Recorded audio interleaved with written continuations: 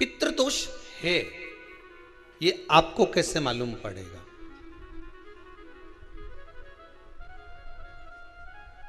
पितृ भूखे हैं, इसका तो वर्णन हमने पहले कर दिया कि रात्रि को जब आप सोने के बाद में 1-1.5 घंटे बाद अगर आपकी नींद खुल जाए, 1 घंटा आप सो लिए, उसके बाद जो नींद खुली तो 1-1.5 घंटे तक अगर आपको नींद नहीं आ रही है, रात्रि को सोने के बाद में 1 घंटे बाद जब उठे तो आपको प्यास लग गई, भूख लगने लगी, प्यास लगने लगी कि मेरे को पानी पीना पड़ेगा, घबराहट हो रही, पानी पीना पड़ेगा। 1-1.5 घंटे सोने के बाद अचानक नींद खुले और आपको प्यास लगे, समझ लेना आपके पितृ भूखे हैं और प्यास है।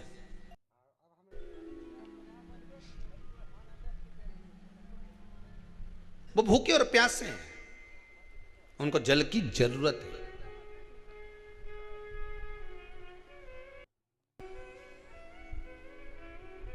किसी भी नदी में, सरोवर में, कुंड में, बावड़ी में, तालाब में, आप तीर्थ में जाकर जब स्नान करते हैं तो स्नान करने के बाद एक काम का नियम बना लो कि अपने हाथ की अंजलि में जल लेकर अपने पूर्वजों को देना। प्यासे रहते हैं, भाग मांगते हैं।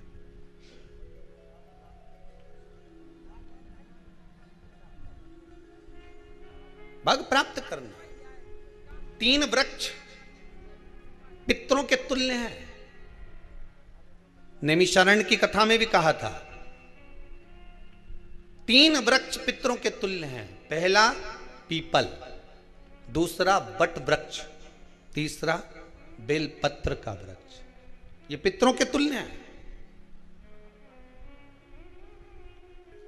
अगर आपको रात्रि में नींद नहीं आ रही है, ऐसा लगता है कि रात्रि को 1 घंटा 1.5 घंटा सोने के बाद कुछ गलत गलत विचार आने लगते हैं, नींद सुबह 3 बजे तक, 4 बजे तक नहीं आती, 4 बजे के बाद फिर नींद आती है, तो एक प्रैक्टिकल जरूर।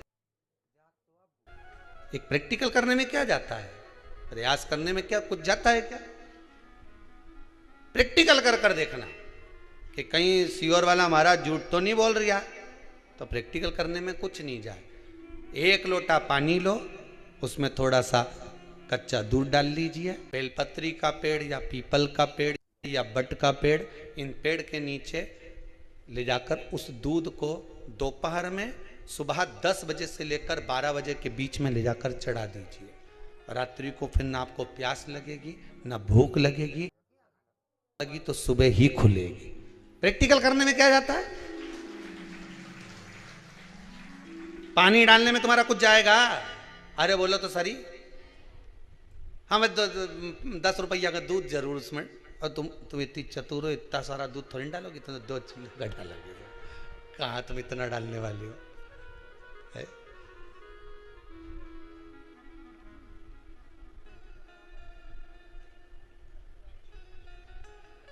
कहा बहुत चतुर लोग हो रहे संसार में हो। भले पूजन पाठ नहीं करे, पर कहीं का एकदम मिलने आ जाए ना, क्या अम्मा जी है क्या, पाठ कर रही है, फिर वो भी बैठ गई तुरंत, अभी तो सोई थी,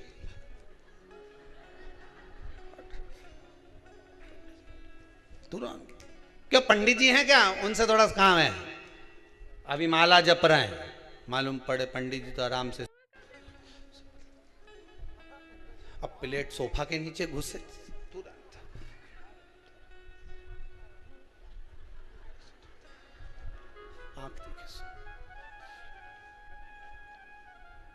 प्रैक्टिकल करने में क्या जाता, कुछ भी नहीं बिगड़ेगा। ये तो बस जल डालोगे तुम्हारा ही कुछ अच्छा हो सकता है, बाबा की कृपा है।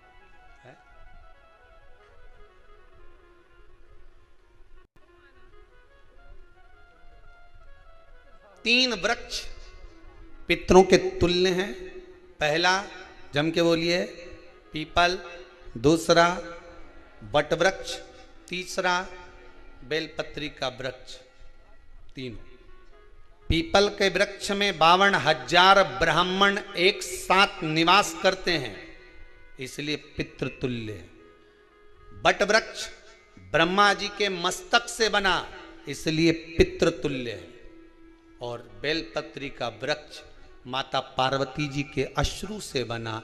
जब आंसू गिरे थे माता जगत जननी जगदम्बा पार्वती के, उस समय पर पितृलोक में हलचल उत्पन्न हो गई थी। हमारी नातिन की आंख में आंसू कैसे आ गए? मैनावती की पुत्री है,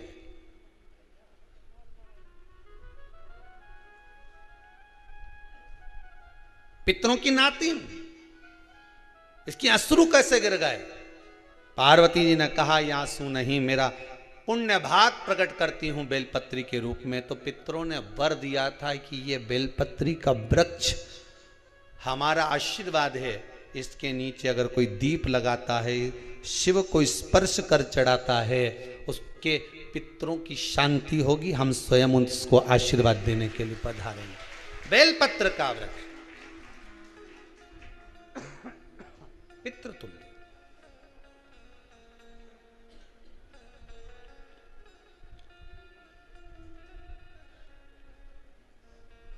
तो रात्रि को अगर भूख लग रही है, प्यास लग रही है, तो पितृदोष है। दूसरा पितृदोष का लक्षण बताया, घर में कोई शुभ कार्य ना हो, वंश की वृद्धि ना हो। 1 रुपये कमाओ, 1.25 रुपये खर्च हो रहे हैं, पैसा 10 जगह से कमाई आ रही है पर घर में टिक नहीं पा रही है, आया गया, पितृदोष है। जरा सी कटोरी पड़ी है उसके पीछे विवाद चालू हो जाए, पानी ढुल गया उसके पीछे विवाद हो जाए, या छोटी छोटी बात में घर में क्लेश मचा हुआ है, पितृदोष है। समझ लो हमारे पूर्वज हमसे खुश नहीं है, प्रसन्न नहीं। कोई कहता है गुरुजी श्राद्ध बड़े बेटे को करना चाहिए कि छोटे को करना चाहिए? शिव महापुराण की कथा कहती है, अगर जायदाद का पूरा हिस्सा बड़े ने लिया हो और तुमने अपनी माता का दूध ना पिया हो तो एक ही को कर लेने दो। अगर माता का दूध पिया है और अगर एक अंगूठी भी ली है, जरा सा एक कपड़ा भी अगर सास का लिया है, तो श्राद्ध तो तुझे करना ही पड़ेगा, करना ही पड़ेगा। तूने मेरा दूध पिया है तो बिल्कुल जम के तो बोलो। अगर तुमने उनका कुछ खाया है तो अब एक काम और हो सकता है, गुरुजी वो श्राद्ध अगर हम नहीं करें और बड़े भैया करें और हम उन्हीं के यहाँ चले जाएं तो चले जा, मना कौन कर रहा है? पूड़ी का तेल तू ले जा, खीर का दूध 2 थैली तू खरीद के ले जा। जितना वहां वो सेवा करे उतनी सेवा तुम करो। गलत है क्या? जायदाद का भी तो हिस्सा किया था। सुई की नोक के बराबर नहीं धुआं ने, ईंट इधर खसकी है तो हमारी इधर खसका दीजिए। हमारी बसियत में इतना